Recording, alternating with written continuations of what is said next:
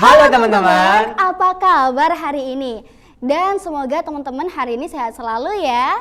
Dan semoga THR-nya yang kemarin juga masih ada. berjumpa lagi dengan kita, saya Zakaria Putra Soekarno, Dan saya Diana Dismawati di Talking with Jaka. Jaka. Nah, Mas, kalau tadi kita udah sempet senggol THR. Nah, berarti sebelum ada THR pastinya ada lebaran nih kemarin. Gimana nih cerita lebaran dari Mas Jaka sendiri? Alhamdulillah lancar Mbak, meskipun THR-nya nggak sebanyak di tahun kemarin. Oh, katanya kenapa sih tuh? Udah dewasa. Oh, udah dewasa jadi nggak dikasih. Iya, Mbak Diana sendiri gimana Mbak Diana? Kalau THR ku aman sih Mas, tapi kalau ngomongin lebaran kemarin seneng banget karena saudara-saudara yang dari jauh tuh bisa mudik, nggak kayak waktu Covid kemarin. Dan kalau kita ngomongin lebaran pasti nggak jauh-jauh dari kerabat laki-laki dan perempuan. Nah, betul tuh Mbak, kalau udah ngomongin tentang saudara laki-laki, saudara perempuan, pasti gak jauh-jauh dari namanya kesetaraan Gender, bener banget. Nah, menurut Mbak Diana sendiri, Gimana nih, apa nih? apa tuh kesetaraan gender? Boleh dijelasin nggak? Oke, kita sharing-sharing bareng teman-teman ya. Kalau menurut aku pribadi ya Jaka, kesetaraan gender tuh bukan soal fisiknya yang sama. Bukan soal Jaka keker terus aku jadi keker gitu, enggak. Tapi kesetaraan gender itu terkait haknya yang sama. Laki-laki punya hak pendidikan, perempuan juga punya hak pendidikan. Dan haknya laki-laki dan perempuan itu sama. Baik secara pendidikan, di mata sosial, di mata masyarakat, maupun terkait kelayakan hidupnya itu juga sama. Nah, kalau menurut Jaka gimana nih terkait kesetaraan gender? Setuju sih yang apa dia omongin Mbak, tapi menurut aku nggak hanya hak, tetapi kesempatan kita bener banget. dalam tampil. Kadang pas di masyarakat tuh dalam prosesnya Banyak biasanya cewek gitu ya. Ceweknya dipinggirin, cowok yang jadi pemimpin. Nah, gitu Ya loh. itu sering banget ya dan masih terjadi bahkan di daerah-daerah kita, di kota maupun di desa. Betul. Aku ada beberapa pertanyaan nih, boleh nggak? Boleh banget nih.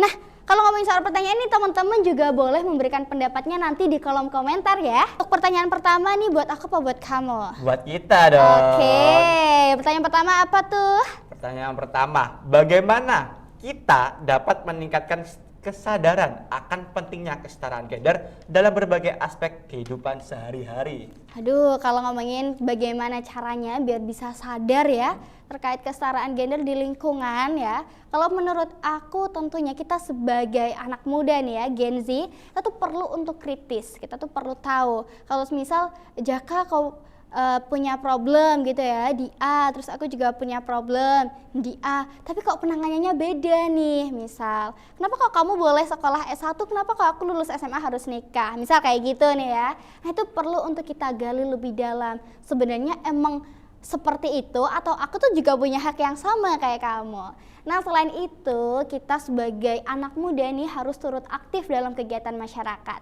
Juga bisa dengan gabung dalam organisasi yang ada di perkuliahan, misal di sekolahan maupun organisasi yang ada di masyarakat. Nah, dengan kita gabung di kegiatan-kegiatan seperti itu tentunya banyak banget hal yang bisa kita ambil. Selain adanya sosialisasi dan edukasi, kita nih sebagai anak muda bisa juga untuk sharing bareng teman-teman yang lain.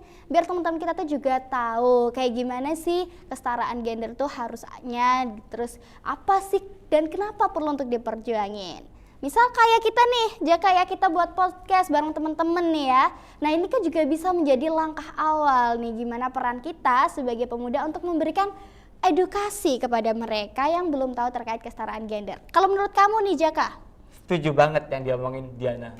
Menurut aku karena kita pemuda sebagai agent of change, kita Bener banget. pemuda dapat meningkatkan kesadaran lewat kita dalam prosesnya bersosialisasi. Kata Mbak Diana tadi dengan bergabung di organisasi. Nah, menurut aku itu meningkatkan pola pikir juga sih. Nah, Karena nggak jauh ya, misal ada organisasi kayak gitu kan pasti ada nih acara-acara kegiatan, misal di perkuliahan tuh, misal kita ambil salah satu sampelnya di UNESA. Kemarin kan di UNESA juga sempet ada nih ya seminar terkait kekerasan seksual, gimana perannya perempuan tuh harus sadar, harus berani gitu. Nah, itu kan juga termasuk langkah-langkah yang bisa kita ambil. Dan kalau kita udah terjun dalam membuat hal kayak gitu, maksudnya membuat seminar kayak gitu, nah berarti kan kita juga turut aktif dan memberikan peran kita nih. Ada lagi nggak Mas Jaka pertanyaannya yang kedua? Karena kita udah ngomongin tentang gimana sih cara ningkatin kesadaran tadi, Bener banget. pertanyaan kedua langsung ya. Apa saja hambatan utama dalam mencapai kesetaraan gender dan bagaimana caranya mengatasi? Oke, kalau kita ngomongin soal misal nih ya, aku memberikan edukasi, terus edukasinya tuh berhasil. Tapi di dalam dan di balik dari edukasi yang berhasil tentunya banyak memang kendala dan hambatan yang kita alami. Yang sering aku temui itu masih banyak banget diskriminasi gitu. Terus juga masih banyak kayak apa nih ya Mas Jaka, kayak misal kamu boleh ini tapi aku nggak boleh, itu namanya apa nih? Apa tuh? Stereotip gitu Stereotip, ya. ya, betul. Dan munculnya laki-laki yang patriotik kayak gitu, itu kan kayak sebel banget. Nah itu termasuk hambatan yang kita alami. Nah kalau menurut kamu nih Jaka, di daerahmu masih sering gak sih kayak gitu? Sering banget, bahkan nggak di daerah deh, di keluarga sendiri tuh. Contohnya gimana nih? Gimana? Misal ya kita punya adik cewek. Nah, aku tuh kadang kasihan sendiri kalau ngelihat adik cewekku. Kadang Aduh, adiknya harus nonton nih ya, Iya, kakaknya ngasih betul. pembelaan. Gimana? Nah, kadang tuh adik kita tuh ada rasa ngalah gitu. Kadang udah mah gak kuliah deh, kakak aja gitu. Nah, itu malah kan kayak adiknya nih ya. menurunkan mental. Nah, dalam prosesnya sendiri, keluarga ini harus menjadi pendidikan pertama bahwa kesetaraan gender ini perlu dan memang cowok dan cewek itu harus setara gitu. Oh, benar banget, emang peranan keluarga tuh penting ya. Kalau memang ada anaknya yang ngerasa aduh mas aja deh yang kuliah, akunya enggak, misal kayak gitu ya, kita harus teliti nih sebagai orang tua misalnya ya, harus apakah memang ada kendala secara ekonomi atau memang anaknya yang nggak mau kuliah nih, takutnya kan kayak gitu. Tadi kan udah ngomongin cara ningkatin, terus Hambatan. hambatan juga. Nah, menurut pendapat Mbak Diana sendiri, langkah apa sih yang dapat diambil oleh individu, keluarga, atau masyarakat untuk mendorong kesetaraan gender ini tetap ada? Emang sih kesetaraan gender tuh kompleks banget ya, permasalahan yang serius. Dan gak cuman secara individu, emang perlu untuk peranan keluarga dan juga perlu untuk peranan masyarakat. Kalau secara individu jelas kita tuh harus sadar, harus bisa nih ya mempertimbangkan kira-kira pembahasan terkait kesetaraan gender itu penting gak sih buat kita, terkaitnya tentang aku nih ya yang cewek nih. Penting gak sih untuk cewek itu punya pendidikan, dan misal ke dalam hal kayak gini tuh aku perlu sadar gak sih terkait hak aku gitu. Misal kayak gitu nih ya. Nah, selain dalam individunya yang perlu sadar, perlu kritis, perlu bukan ikut campur ya, ikut ambil peran gitu. Juga dibutuhkan peranan masyarakat nih Mas Jaka. Karena kayak gimana pun kita nggak bisa nih untuk merubah atau mungkin memperbaiki suatu hal tanpa adanya dukungan. Nah, kalau dari masyarakat tuh kan sering ngadain kampanye-kampanye ya kan, misal kayak Karang Taruna kayak gitu, sering ada kegiatan-kegiatan. Nah, dengan mereka memulai kegiatan nih yang dari segi masyarakat, terus juga menormalisasi anak perempuan untuk lanjut kuliah. Karena di desa daerahku nih, di terpencil daerah Kabupaten Kediri itu masih banyak banget anak yang ketika dia tuh 19 tahun dia dianggap perawan tua gitu teman-teman. Jadi kayak masih dianggap 19 tahun, oh udah waktunya nikah tuh, bukan waktunya pendidikan misalnya gitu. Nah itu harus dihapus kayak gitu ya. Dan kalau ngomongin peranan keluarga nih ya Mas Jaka, bener banget yang tadi Mas Jaka simpulkan, yang tadi sempat kita bahas bahwa sih memang keluarga itu adalah mengambil peranan penting, bahkan juga menjadi pendidik pertama untuk anak-anaknya. Kita ambil contoh nih ya, dalam keluarga Ya, misal, betul. contohnya tadi apa Mas Jaka? Itu sih tadi tentang adikku yang juga perempuan juga sih, karena emang kebanyakan suka ngalah. Karena ini kan mindsetnya harus dibetulin juga ya. Nah biasanya kan kita punya, misal nih ya, punya seorang keluarga, dia punya anak dua, Ya, betul. cowok sama cewek, terus yang cowok boleh kuliah, yang ceweknya nggak boleh. Nah itu kan harus diperbaiki lagi, gimana keluarga itu harus sadar bahwasanya mendidik anak itu memang harus setara, bahkan nggak cuman setara soal pakaiannya doang nih ya, misal baju lebaran baru nggak? Alhamdulillah Baru. Adek baju lebarannya? Nah, baru juga alhamdulillah. Oke. Berarti ada nih ya kesetaraan baju, Ya, tapi aman, bukan aman. tentang kesetaraan baju teman-teman, tapi kesetaraan terkait pendidikan, terkait hak, terkait ketika anak laki-laki dapat perlindungan, berarti anak perempuan juga butuh dan boleh, bahkan harus juga untuk dilindungi. Nah kalau menurut Mas Jaka, dalam masyarakat tuh gimana sih peranannya? Nah, menurut aku ini juga penting ya, selain keluarga tadi yang aku udah sebutin, seperti yang Mbak Diana tadi udah omongin. Ya, apa tuh? Yang tadi tentang Karang Taruna. Kalau memang Karang Taruna ini emang jadi pelibat pertama di masyarakat kita. Nah, bahwa Karang Taruna juga bisa melibatkan wanita-wanita, gak hanya wanita-wanita muda, tapi juga ibu-ibu juga nantinya dalam prosesnya juga bisa melibatkan semua masyarakat ikut andil dalam kegiatan apapun di kampung itu. Gak hanya membedakan. Kalau di Surabaya tuh banyak atau masih ada ibu-ibu PKK gitu nggak sih? Masih banyak, Mbak, masih dijumpai di kampung-kampung Itu juga. kan termasuk salah satu usaha pemerintah dalam memperdaya perempuan gitu. Jadi kayak selain perempuan ini harus jadi hebat, dia juga harus jadi hebat yang bermanfaat. Betul banget, Mbak Diana. Aku ada pertanyaan nih, pertanyaan terakhir. Tadi Mau aku dulu apa kamu dulu nih yang jawab? Boleh, Mbak. Boleh bareng-bareng ya? Ya, boleh. Nanti kalau bareng-bareng nanti suaranya bisa, wah rancu. Tapi nggak apa-apa, ayo kita bahas nih. Apa nih Mas yang terakhir? Nah, tadi kan kita udah nyebutin tuh gimana sih cara kita ningkatin kesadaran tentang kesetaraan gender, terus hambatannya juga, terus pendapat langkah apa sih yang kita ambil? Yang bisa ya, Iya, bisa betul. kita ambil. Terus setelah ini ada ini, Mbak. Mengapa media dan hiburan itu berperan penting dalam mempengaruhi persepsi dan juga sikap terhadap kesetaraan gender? Dan kalau iya, kira-kira bagaimana kita dapat mengubah narasi tersebut? Wah, pertanyaannya cukup kritis ya teman-teman, tapi nggak apa-apa, memang kita tuh sebagai anak muda harus kritis. Kalau ngomongin tadi ya terkait kesetaraan itu kayak gimana gitu kan ya, tadi pertanyaan yang awal gimana Mas? Yang tentang cara kita ningkatin kesadaran. Cara kita meningkatkan kesadaran. Memang bahwasanya dunia ya, dalam dunia hiburan bahkan dunia media ya. Ya, betul. Media dan hiburan itu memang mengambil peranan bahkan juga menjadi kunci dalam penyebaran informasi. Nah, kenapa sih kok media dan hiburan itu menjadi kunci? Karena misal nih kita analisis ya Mas Jaka, suka nonton film nggak? Sering banget. Kira-kira film apa yang paling disukai? Kalau ngomongin tentang kesetaraan gender, aku ada satu film sih yang memang Apa tuh? menjunjung banget kesetaraan gender di sini. Itu film Yuni. Oke, nanti akan kita bahas kayak gimana tuh filmnya. Terus masih suka nonton televisi nggak? Juga suka, Mbak. Apalagi orang tua kan ya, orang tua juga suka nih, kita juga harus melek terkait hal-hal yang kayak gitu. Nah, misal Mas Jaka nih dapat berita kayak gitu ya, entah dari koran maupun dari televisi atau mungkin dari radio gitu kan ya. Secara nggak langsung Mas Jaka mendengarkan itu nggak sih?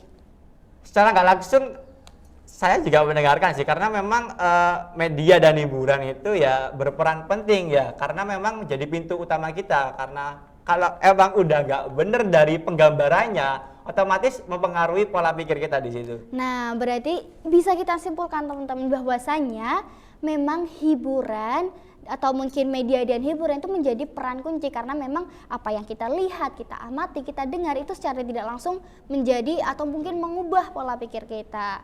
Nah, kalau dibilang penting ya penting. Nah, terus gimana sih cara mengubah gitu kan ya? Kalau menurut Mas Jaka bisa nggak sih itu untuk diubah? Bisa banget, termasuk gini Mbak, kalau aku mandangnya kadang kita kan udah pernah sering dengar gak sih kalau di media itu ada istilah tentang SJW, Social Justice Warrior, yang menggaung-gaungkan bahwa kita itu harus setara gitu Mbak.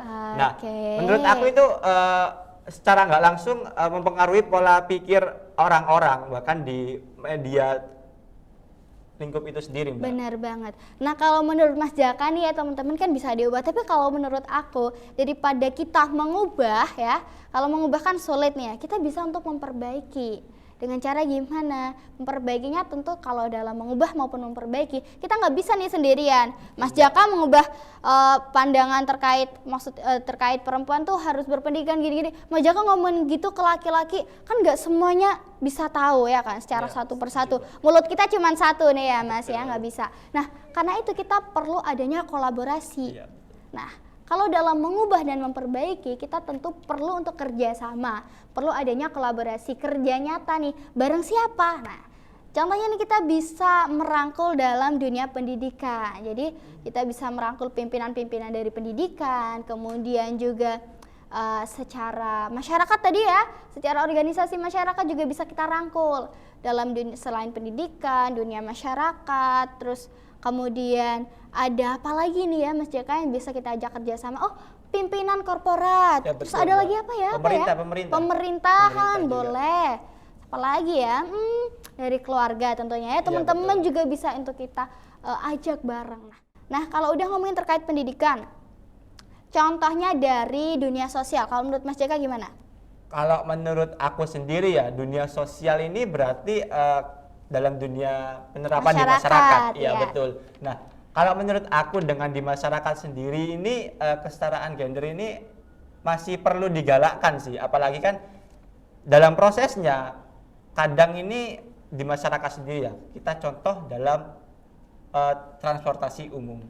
Nah, Gimana nih caranya? gini, dalam kasusnya kadang dalam transportasi umum ini terjadi tidak kekerasan seksual. Nah, Oh ya ada ya betul. sering. Nah, makanya itu pemerintah dalam kasus ini bahkan sampai menggait stakeholder yang bekerja sama dengan transportasi umum memisahkan pembatasan antara Cowok sama bangku cewek gitu. Nah, gitu. Oh ya sempet dengar situ kayak di korporat ya pernah betul. ada kegiatan kayak gitu. Jadi kayak menggalakkan adanya KRL khusus, gerbong betul, khusus betul. untuk wanita. Dimana itu memang wanita tuh rentan akan kekerasan seksual. Jadi adanya hal itu juga turut menjadi peranan ya.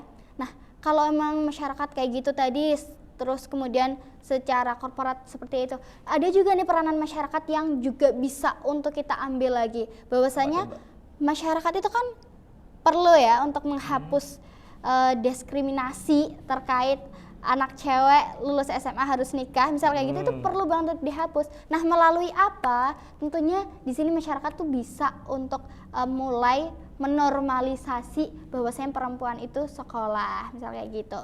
Nah, kalau kita udah ngomongin peranan itu, ada juga peranan pemerintah. Salah satunya nih ya, pemerintah ada peranan dengan memperdayakan perempuan. Ya, betul. Salah satu contohnya adanya Gimana? PKK ya, Ya. yang ada juga di punyanya Mas Jaka ya. Iya betul, dalam di kampung saya sih tentunya kalau memang perempuan ini diberdayakan dalam contoh ini di posyandu, terus di ibu-ibu PKK seperti Mbak bilang, terus aku pernah dengar-dengar Mbak, kalau di lingkungan Mbak sendiri ada tuh yang di salah satu korporat yang memang perempuannya itu berdaya, apa tuh, boleh disebutin nggak? Kita tuh punya yang namanya di Kabupaten Kediri ya, ada sekolah khusus untuk anak-anak yang memang terkhusus perempuan ya, yang memang tidak melanjutkan perkuliahan tapi dia mau untuk buka usaha. Ini ada yang namanya sekolah make up, ada juga sekolah menjahit, sekolah memasak, itu ada. Jadi itu termasuk peranan pemerintah dalam hal itu. Oke Mas Jaka, nggak terasa ya kita tadi udah ngomongin kesetaraan gender dari A sampai Z ya. Iya. Bahkan dari subuh sampai ini kita udah 1 abad ya duduk di sini ya teman-teman. Bentar Mbak, ada yang kelupaan nih. Apa nih?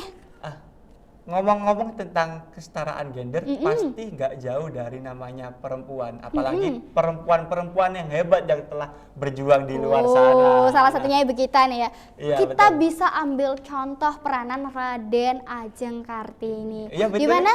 Hari Gimana? ini, Hari Kartini. Loh, ya Iya. hari ini Hari Kartini. Iya, hari ini. Waduh, selamat Hari Kartini ya buat perempuan-perempuan Perempuan hebat di luar sana.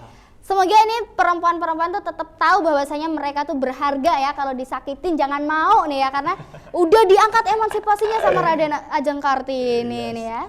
Siap Mbak. Nggak terasa nih kita udah sampai di penghujung acara. Bagaimana kalau kita tutup diskusi kita kali ini? Waduh, emang ya setiap pertemuan itu pasti ada perpisahan, tapi tenang teman-teman, kita pasti akan membagikan info-info dan edukasi selanjutnya.